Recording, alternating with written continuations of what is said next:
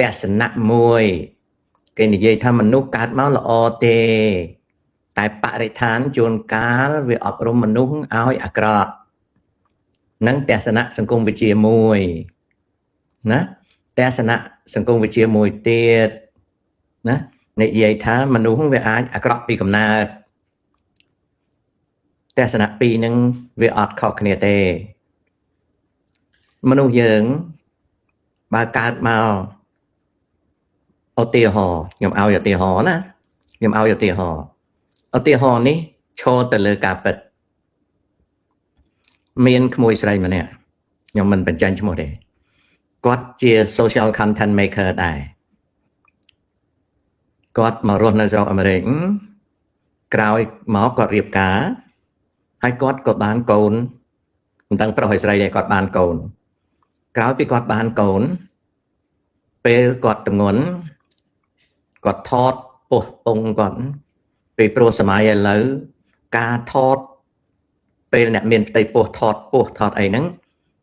នៅក្នុង social media វាពេញនិយមរហូតដល់នៅក្នុង fashion ក៏គេពេញនិយមដែរអញ្ចឹងអ្នកខ្លះមានពោះធំអីអញ្ចឹងផ្ទៃពោះអញ្ចឹងក៏ថតគ្មានអីខុសទេពីព្រោះពិភពលោកវាដូររហូតដល់សម្លៀកបំពាក់អីមានមនុស្សពោះធំគេទៅថត model អីចឹងណាក៏ថតហើយនឹងក៏ថតម៉ោងកើតកូនអស់ពីកើតកូនមកក៏ថតកូនដល់ក៏ថតកូនមកយើងខ្ញុំអត់មានអីទៅរិះគន់ទេតែខ្ញុំលើកយករឿងមួយហ្នឹងមកនិយាយអញ្ចេះទេនៅពេលដែលម្ដាយបង្កើតកូនមកហើយចាប់ផ្ដើមមានទម្លាប់ស្មោកគ្រោកម្ដាយខ្លះកើតកូនមកទម្លាប់ស្មោកគ្រោកណាគឺពាក្យថាស្មោកគ្រោកគឺអត់សូវមានអនាម័យទេកូនគ្រាន់តែចេះវេចេះដើរបន្តិចបន្តួចហ៊ានដាក់កូនទៅលើកម្រាលឥដ្ឋសាធារណៈដែលកខ្វក់ហើយអួតថាកម្រាលឥដ្ឋហ្នឹងវាស្អាតកម្រាលឥដ្ឋដែលគេដើរទោះបីវាភ្លឺយ៉ាងណាក៏ដោយក៏វា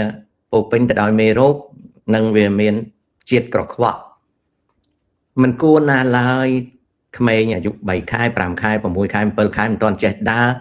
ឲ្យវាទៅវាលើកម្រាលឥដ្ឋដែលមនុស្សសាធារណៈដើរជន់នោះទេវាស្មោកគ្រោកតែម្ចាស់ខ្លួនជាម្ដាយយល់ឃើញថាវាស្អាតរហូតដល់អួតប្រាប់គេថានេះស្រុកនេះស្អាតណាស់សូម្បីកូនខ្ញុំក៏ខ្ញុំដាក់ឲ្យវាលើកម្រាលឥដ្ឋដែរត្រង់នេះតកតងនឹងបរិស្ថានវាពិតហើយប៉ុន្តែពីកំណើតមកម្ដាយឬឪពុកហ្នឹងវាស្មោកគ្រោកពីដើមមកដល់ស្មោកគ្រោកទៅជួនកាលកូននឹងធំឡើងវាមានកាយសម្បទាល្អវាអត់អីទេតែបើកូននឹង genetic គ្នាខ្សោយវាឈឺតាំងពីតូចវាស្មោកគ្រោកតាំងពីតូចអញ្ចឹងពាក្យថាមនុស្សកើតមកល្អទេណាបរិស្ថានទេដែលធ្វើឲ្យមនុស្សអាចអាក្រក់ហ្នឹងវាត្រូវប៉ុន្តែបរិស្ថានមួយនេះគឺបរិស្ថានពីកំណើតមកម្ដាយហ្នឹងវាស្មោកគ្រោកអញ្ចឹងដល់ម្ដាយនឹងវាស្មោកគ្រោកអញ្ចឹងដល់ពេលឲ្យកូនវេលើកម្រាលឥដ្ឋពលានយន្តហោះហើយមកអួតប្រាប់គេថាស្អាតណាពលានយន្តហោះគេដើរស្បែកជើងមានន័យថាម៉េចមានន័យថាម្ដាយស្មោកគ្រោកកូនស្មោកគ្រោកកូនអាចឈឺកូនអាចមានរោគគាព្យាធិក៏វាប៉ះពាល់ទៅលើវ័យវឌ្ឍនាការរបស់កូនដែរអញ្ចឹងពាក្យថាបរិស្ថាននេះអ្នកខ្លះគេសម្គាល់ថាបរិស្ថានខាងក្រៅអ្នកខ្លះគេសម្គាល់បរិស្ថានគ្រួសារអ្វីដែលខ្ញុំចង់ចង្អុលបង្ហាញហ្នឹងគឺវាកើតនៅម្ដាយហ្នឹងមកម្ដាយវាស្មោកគ្រោកកូនកើតមកអត់ជាទេហៀសម្បោផងឈឺផងនេះខ្ញុំឃើញពិតនឹងភ្នែកកូនដំបងណាចាញ់មកស្មោកគ្រោកគឺស្មោកគ្រោករហូតស្ដាប់បានទេអញ្ចឹងយើងគេប្លែកមើលចាញ់មកស្មោកគ្រោករហូតមិនមែនរិះគន់បុគ្គលទេណាលើកឧទាហរណ៍បង្ហាញបាទចាញ់មកគឺស្មោកគ្រោកអញ្ចឹងមកហើយមនុស្សដែលស្មោកគ្រោកហ្នឹងអត់ដឹងថាខ្លួនស្មោកគ្រោកទេនិយាយប្រាប់គេថាវាស្អាតទៅទៀតវាដែលមានក្តារការ៉ូឥដ្ឋសាធារណៈដែលគេដើរពាក់ស្បែកជើងណាវាស្អាតនោះតែអត់ទេអាហ្នឹងវាអញ្ចឹងមនុស្សវាពិតហើយបរិស្ថានតែបរិស្ថានត្រូវគិតឲ្យច្បាស់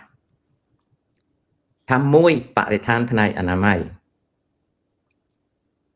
đôi phệ môn chăng nhóm này dây tiền co mà ba cả na khơi co nó bên pla tham miên sa thiệt mà hari nhóm sạ bài bị đó chẳng trái bỏ co chào mấy bạn thử bỏ chào nhóm ở hiện nhằm tiếp vào nhóm nè ca chừng ngư mà hari hái mình dốt sa thiệt ấy là thưa ao chừng ngư mà hari nắng ca to từ tiết tết bộ nhóm sau cái mình là sạp chẳng về chọc sâu môn nắng nhóm tự cao còn tranh bị thống bắt chào bị ba rồi nè chẳng bạn đi than men chạy taxi tàu thế chạy khom bằng tục tuần xua thời gian kịch rồi từng ót thế kịch ọt rồi thế bàn tay dân tới ta khom phẳng đang thơ mày nghĩa mau rương tẹt sanh nè pra rồi có cừu tẹt sanh với cả lang chẳng cái chặt tốc tha chỉ vẫn việc ọt cọ tê tại bạn đi than vừa ở mình nút thông thoát nó về cọ anh đang nơi không sòng công vị trí cái gì chẳng nó còn ok là bà nhà nè bà nhà ta mạch lại ngày nắng trâu mơ tạch mày đam bay ở tạch chiang nắng đinh cho anh tranh mùi bọn con khơi nhom đinh ở tạch chiang môn bà nhà xua thá ngày ní lại mạch bàn tạch mà lại hai nhóm còn đánh chào nắng tránh bật bọc ta thưa đang trao đấy xong xong ca xong mặt tạch nước pil ta nè trâu mà hay xua thá mạch ngày nắng nè mơ tạch mấy hai nhóm đinh nè nắng tránh mà nè tiến ta thưa đang tới đấy xong vô bằng ấp khăn ấy xong vô bằng ta thưa thử đấy nè trâu màu nó cái trâu mà rồi mình nu hay cái khơi tách cái xua tham mấy cái tách mấy chẳng tới đinh cái chanh ở về tách chuyên môn tách này cứ tầm lo nhóm á ba sân là chỉ nhóm thưa à ha hãy câu nhóm vậy tha ấp ngành tái nhóm đăng tha à ha nó vì ai bỏ được phục bàn tại nhóm miên thạ vì ca tập bản năng hai nơi pế đại câu cái thạ ấp ngành thôi mà đã ao tại câu này vậy thạ ấp ngành hay đa tranh bìa hả câu nhóm đại thường chẳng ấy phần tái bớt thạ ấp ngành đa tranh bìa hả nhóm nhắm bài hả nhóm nơi sau mà nhóm chặt trao thông của mày em từng ó nhóm liền tràn sát nhóm tục tại nồng bằng ấp sạch nơi lơ tóc hai nâng tật thật tật đỏ câu tập bản năng đấy bà câu nhóm mà prap nhóm tha ba nhóm clean nhóm prap tha tay nhằm nông bằng còn bà câu nhóm số thằng nông bằng nó miền ấy tham miền nông bằng miền tật đỏ cổ nè này bà câu nhóm thắng ọt ngành phong nhóm ọt lao đây nhóm ọt lao nhóm túc tại nông bằng hay nên tật đỏ cổ đây ngay cõi mà trong thơ ấy câu nhóm mình nhám hay nhóm đăng thà ha nó về mình men chỉ ha để về lên mình chấu lên nhóm nhằm ấy hỏi nhóm chặt chào là bỏ sao tật ó liền tràn tập túc tên nông băng mà đóng hay năng tật đỏ cố nơi nông tu được coi mấy bạn trong thơ chẳng vì này á hãy cho cái đổi cái đã nhóm đặt cho này oi về xí tại vì ọt xí về một tê chấm này bị nhóm á ngày nắng bắt cho về ọt bàn xí tê nhóm tục oi về clean là hốt to tại vì tại xí chấm này về nhóm ọt oi về xí tê nhóm xong bây tại cái có ọt tùm lọp oi rồi chấm này đây xong bây tại cái nhóm ọt oi rồi chấm này đây vì pro ấy nhóm trong chấm chấm oi về srul chẳng bạn đi than lòng ta chấm mà nút đôi cái ok bốn nhóm đam slow và sân chỉ ọt ngắn còn nhóm thời tại nhằm mình phải tô kê đây vì pro rốt chiết nhưng ngắn mình ngắn nhà nó thon mặt ta cái không thư trong ngót nhưng rất bê cá đấy tao dương sẽ bay chết đấy về cái thư chẳng đã dương để chẳng dương tới nhằm ok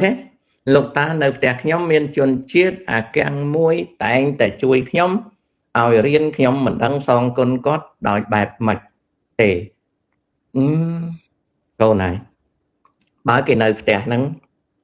với mình đại thay dưỡng ọt chui cạch cả cái bàn ấy bạn đó chẳng anh mình đang thà son con kia dạng mạch ao về chót tới cho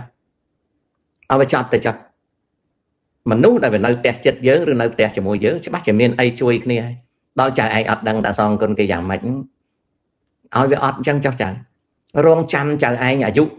ដល់អាយុដែលដឹងរបៀបជួយគ្នាពាក្យសងគុណហ្នឹងគឺពាក្យជួយគ្នាទៅវិញទៅមកហ្នឹងណាកូនបើវាអត់ដឹងទេអត់ដឹងទៅចុះត្រូវហើយព្រោះអ្នកដែលមកគឺចង់បានចំណេះដឹងបទពិសោធន៍ពីតាមិនមែនចូលមកមើលមនុស្សទេហ្នឹងហើយបានខ្ញុំដេញចាញ់បដ ாய் ទៅលោកតាតើធ្វើមកដាច់ទៅអាចបំភ្លេចរឿងខកចិត្តបានអាហ្នឹងមកពីចៅមាយាតាប្រាប់ហើយតាអត់មានខកចិត្តទេបើនៅមានឱកាសកែប្រែជួសជុលតាធ្វើបើអត់ទេតាបោះជំហានទៅមុខទៀតពេលខ្ញុំជួយគាត់ឲ្យជាលុយមកលោកតារឿងឲ្យជាលុយនឹងយើងមិនទទួលបានទេបើយើងដាច់ខាតមិនទទួលទៅចប់បាត់ហើយប្រាប់ថានេះខ្ញុំអត់យកទេនិយាយចំ no thank you not for this time next time និយាយឲ្យចប់ទៅយើងចង់បានលុយគេមកសួរអញ្ចឹងប៉ះខ្ញុំអីហ្នឹងឬសូមមកសួរអញ្ចឹងខ្ញុំឈប់ឲ្យទាំងលុយទៀតណាវាមិនមែនទេមកពីយើងនិយាយតាជាមួយខ្ញុំណាបើគេឲ្យស្អីខ្ញុំពេលខ្ញុំជួយគេខ្ញុំអត់ត្រូវយកខ្ញុំប្រាប់ថា no next time ប្រាប់ត្រង់ណាលោកតាពាក្យសម្ដីលោកតាធ្វើឲ្យមនុស្សភាគច្រើនលែងហ៊ាននិយាយថាបាក់ទឹកចិត្តគឺជារឿងមេយាណាបើខ្ញុំនៅស្រុកខ្មែរខ្ញុំប្រាប់ឲ្យទៅស្ពានជ្រោយជើងវ៉ាឬក៏អាគីហ្សូណាវាជារឿងមេយាអត់មានបាក់ទឹកចិត្តអីទេលោកតាបើយើងជាអ្នកលក់មានភ្ញៀវតថ្លៃច្រើនតើយើងគួរធ្វើបែបណាដើម្បីរក្សាភ្ញៀវបានផាន់ណាទី1ទំនិញដែលយើងលក់ផលិតផលដែលយើងលក់បើមានគេតថ្លៃច្រើនយើងត្រូវពិនិត្យមើលជុំវិញយើងដើមផ្លូវចុងផ្លូវតើមានអ្នកលក់ដូចយើងគេលក់តម្លៃប្រមាណបើតម្លៃយើងស្មើគេអានោះយើងគិតអំពីការចោះថោកតាមលទ្ធភាពនៃមុខរបរបើយើងមើលដើមផ្លូវចុងផ្លូវគេលក់តម្លៃស្មើយើងអាចចោះបន្តិចដើម្បីយកភ្ញៀវតែបើគេលក់ថ្លៃជាងយើងអត់ចោះទេតែបើគេលក់ថោកជាងយើងត្រូវបញ្ញាប់បញ្ញាល់ស្វែងរកតម្លៃដើមរបស់យើងដើម្បីយើងបន្ទាបតម្លៃយើងស្ដាប់ឲ្យបានណាបើគេតថ្លៃច្រើនយើងដែលជាអ្នកលក់ដូរត្រូវដឹងថាមុខទំនិញយើងហ្នឹងលើដងផ្លូវមានអ្នកលក់ទេលក់ថ្លៃប៉ុន្មាននៅក្រោមផ្លូវលក់ប៉ុន្មានតតឹងបដ ாய் ក្នុងមួយផ្លូវហ្នឹងគេលក់ប៉ុន្មាន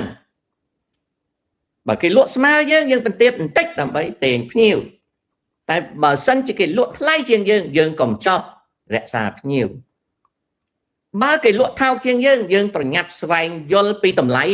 ថាតើហេតុដូចម្ដេចណាបានជាគេអាចលក់ថោកជាងយើងនេះគឺជារបៀបលក់បើនៅអាមេរិកវិញគេធ្វើដូចគ្នាក៏ប៉ុន្តែគេឆែកតម្លៃលក់តាមតំបន់គេយកលេខប្រៃសណីយមកឆែកមើលអ្នកលក់ណាមិនមែនឈ្ងោកតែលក់ទេត្រូវដឹងតម្លៃហ្នឹងប៉ុណ្ណឹងឯងកូននឹងរបៀបតាក់ទាញភ្ញៀវណាទាញភ្ញៀវឥឡូវចៅរៀនច្បាប់តែចង់ដាក់អាហារូបករណ៍ទៅរៀនបរិញ្ញាបត្រជាន់ខ្ពស់ទៅតាមជំរើសរបស់ចៅហើយនឹងទៅតាមលទ្ធភាពអាហារូបករណ៍ពីព្រោះភាគច្រើនអាហារូបករណ៍យើងមិនមែនមានជំរើសច្រើនទេអញ្ចឹងយើងត្រូវអនុវត្តថ្លឹងថ្លែងពីការចូលចិត្តរបស់យើងសមត្ថភាពយើងហើយនឹងលទ្ធភាពអាហារូបករណ៍ណាកូនណាបងវែងជើងតើរៀនសកលនៅហុងគ្រីផ្នែកច្បាប់ល្អទេល្អបើសិនជាបានអាហារូបករណ៍ទៅរៀនលោកតាហេតុអ្វីបានផលិតផលគ្រឿងសម្អាងដែលប៉ះពាល់ដល់សុខភាពចរាចរណ៍រាប់សិបឆ្នាំហើយទៅក្រសួងត្រួតពិនិត្យក្រសួងដើរយឺត ការត្រួតពិនិត្យនឹងគួរតែធ្វើក្រសួងដើរយើងណាអនាគតអាចលុបបំបត្តិផ្សារត្រីទេតាលុបមិនត្រីគឺជាអាហារយើងទៅលុបបំបត្តិផ្សារត្រីនឹងមានន័យថាយើងលុបបំបត្តិគ្រឿងអាហារបរិភោគគេមិនលុបបំបត្តិផ្សារត្រីទេគេអាចបង្កើតផ្សារហើយគេបែងចែកផ្នែកឲ្យលក់តែឲ្យបំបត្តិផ្សារត្រីបំបត្តិយ៉ាងម៉េចព្រោះត្រីជាអាហាររបស់យើងកូន